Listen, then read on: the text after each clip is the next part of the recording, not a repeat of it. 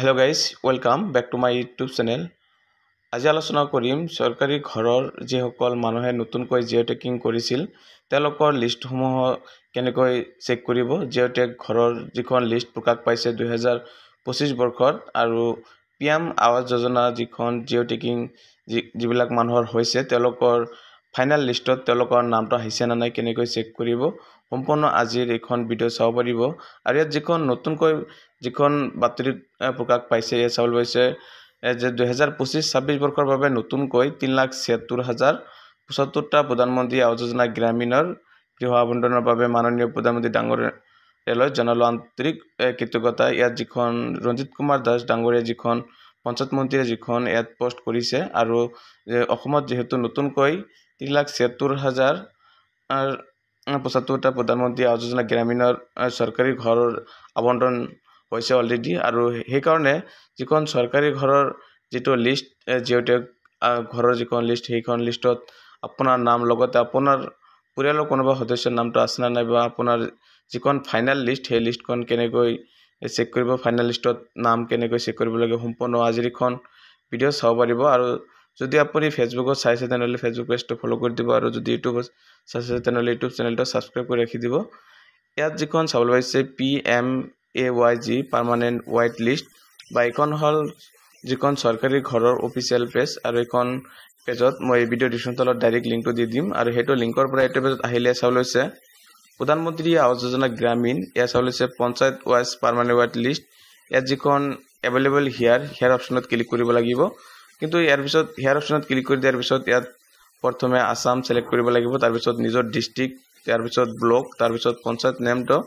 Select কৰি দিয়াৰ পিছত সাবমিট অপচনত ক্লিক কৰি দিয়াৰ পিছত ইয়াত যিখন চৰকাৰী ঘৰৰ জিঅ'টেক ঘৰৰ যিখন ফাইনাল লিষ্ট সেইখন লিষ্ট আপোনাৰ PDF বা এক্সেল যিকোনো এটা অপচনত ডাউনলোড কৰিব পাৰিব বা আপোনাৰ পঞ্চায়ত ওয়াইজ লিষ্ট বিলাক চাব পাৰিব কাৰ কাৰ নাম আহিছে সম্পূৰ্ণ জিঅ'টেক ঘৰৰ যিখন চৰকাৰী ঘৰৰ লিষ্ট সেইখন লিষ্টত আপুনি চাব পাৰিব। তাৰ পিছত ইয়াত অকে অপচনত ক্লিক কৰি দিয়াৰ পিছত আপোনাৰ যিখন প্ৰধানমন্ত্ৰী আৱাস যোজনা যেটো গ্ৰামীণৰ অফিচিয়েল পেজ সেইখন পেজত আহিব আৰু লেফট সাইডত চাবলৈ আছে MIS ৰিপৰ্ট ইয়াত চাবলৈ আছে ওয়াল ষ্টেটছ ইয়াত দেশে ইয়াৰ পৰা আপোনাৰ প্ৰথম আসাম সিলেক্ট কৰিব লাগিব আৰু তাৰ পিছত আসাম সিলেক্ট কৰি দিয়াৰ পিছত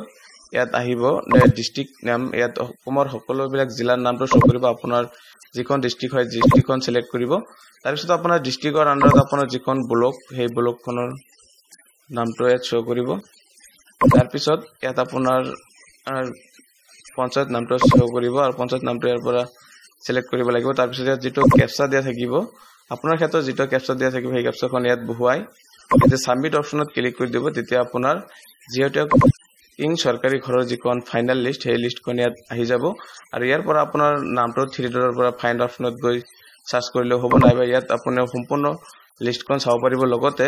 চৰকাৰী ঘৰৰ যিখন ৰেজিষ্ট্ৰেচন নম্বৰ সেই নম্বৰখন চাব পাৰিব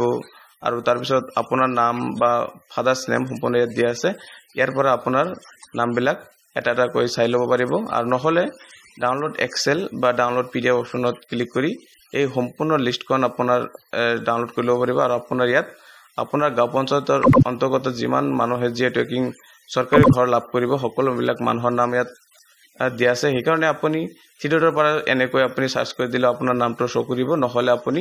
ডাউনলোড PDF অপচন বা ডাউনলোড এক্সেল যিকোনো এটা অপচনত গৈ আপোনাৰ ডাউনলোড কৰি ল'ব পাৰিব আৰু মই এই ভিডিঅ' ডিসক্ৰিপচন তলত ডাইৰেক্ট লিংকটো দি দিম আৰু সেইখন লিংকৰ পৰা আপুনি এনেকৈ ডাইৰেক্ট প্ৰধানমন্ত্ৰী আৱাস যোজনা যিখন অফিচিয়েল পেজ সেই অফিচিয়েল পেজত আহি আপোনাৰ এনেকৈ চৰকাৰী ঘৰৰ জিঅ'টেক ঘৰৰ যিখন ফাইনাল লিষ্ট সেই লিষ্টত আপোনাৰ নাম আছে না নাই আপুনি এনেকৈ চেক কৰিব পাৰিব আৰু সকলো মানুহে এনেকৈ নিজৰ নামবিলাক চেক কৰিব পাৰিব। আৰু এইখিনি আছিল প্ৰধানমন্ত্ৰী আৱাস যোজনাৰ গ্ৰামীণৰ যিবিলাক মানুহৰ জিঅ'টেক কৰিছিল তেওঁলোকৰ যিখন ফাইনাল লিষ্ট সেই